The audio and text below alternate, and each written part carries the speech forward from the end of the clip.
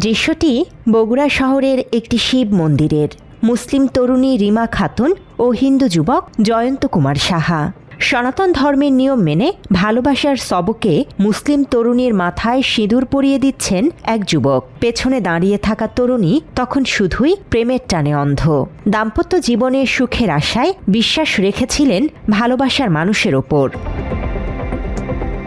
সনাতন ধর্মের রীতি অনুযায়ী গলায় মালা আর শিবলিঙ্গে দুধ ঢেলে প্রার্থনাও করেছিলেন মুসলিম থেকে রিমা রানী সাহা বনে যাওয়া এই তরুণী। কিন্তু বিয়ের পবিত্র এই মুহূর্তগুলো যে শুধুই এক নির্মম প্রতারণার ফাঁদ ছিল তা জানা ছিল না তার। ভুক্তভোগী রিমা খাতুনের দাবি ২০২৩ সালে প্রথমে আদালতে এফিডেভিটের মাধ্যমে নিজ নিজ ধর্ম বজায় রেখেই বিয়ে করেছিলেন তারা। কিন্তু মাসখানেক পরেই শুরু হয় পারিবারিক ও মানসিক চাপ। এক পর্যায়ে নিজের ধর্ম ত্যাগ করে সনাতন ধর্ম গ্রহণ করতে বাধ্য হন তিনি। নাম রাখা হয় রিমা রানী সাহা। এরপর বগুড়া শহরের একটি মন্দিরে হিন্দু ধর্মীয় রীতিতে আবারও তাদের বিয়ে হয়। কিন্তু বিয়ের কিছুদিন পর থেকেই খোলস বদলে যায় জয়ন্তের। আমার ব্রেনটা অশ করে নেয়, ব্ল্যাকমেল করার পরে সে বলে যে তুমি আর কিছুই করতে হবে না, তুমি শুধু আমার মন্দিরে যাবা, গিয়ে আমার সাথে পুরোহিতরা কি বলে সেইগুলা তুমি শুধু শুনবা দেখবা, এই ছাড়া কিছু না।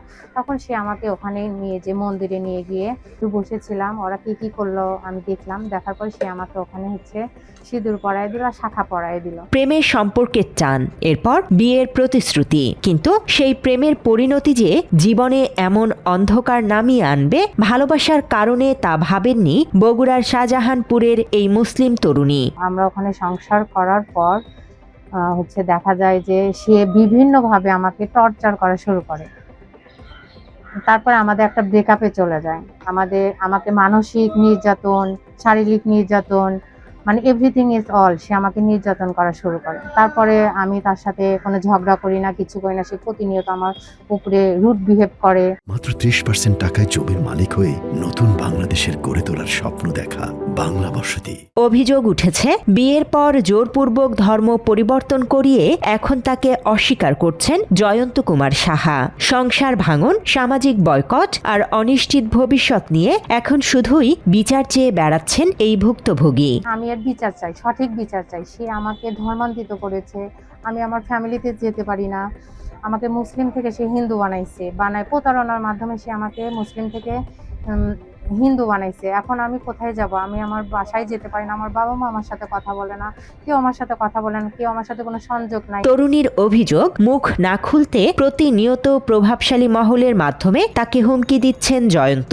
এখন নিজের নিরাপত্তা নিয়েও শঙ্কিত তিনি। বিভিন্ন ধরনের লোকজন পাঠায়, ও আমাকে উত্তপ্ত করছে, বিরক্ত করছে।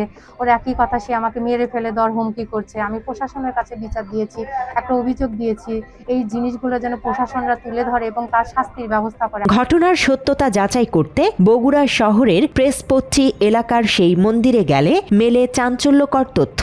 বর্তমান পুরোহিত জানান তখনকার বিয়ের নথিপত্র বা রেজিস্ট্রার কিছুই এখন আর মন্দিরে নেই। কিন্তু এই তালিকাতে নাম ঠিকানা তো পাওয়া যাবে, তার কাছে পাওয়া যাবে, সে তথ্যগুলো রাখছে। আমি যতগুলো বিয়ে করেছি সমস্ত বায়োডাটা আমার কাছে আছে। এখানে আপনাদের রেজিস্টার আছে, এই কত বিয়ে হচ্ছে। এখানে যখন আমি আসছি তখন তার কোনো কিছু থাকবে না, তারপরে কত দিকে আমি যেগুলো কাজ করি। অভিযোগ নিয়ে জয়ন্ত কুমার সাহার বাড়িতে খোঁজ করলেও তাকে পাওয়া যায়নি। পরিবারের সদস্যরাও ক্যামেরার সামনে এই নিয়ে কোনো স্পষ্ট বক্তব্য দিতে রাজি হননি। মানে আমার বাড়িতে নাই কেউ, ওই কীর্তন হচ্ছে ওখানে।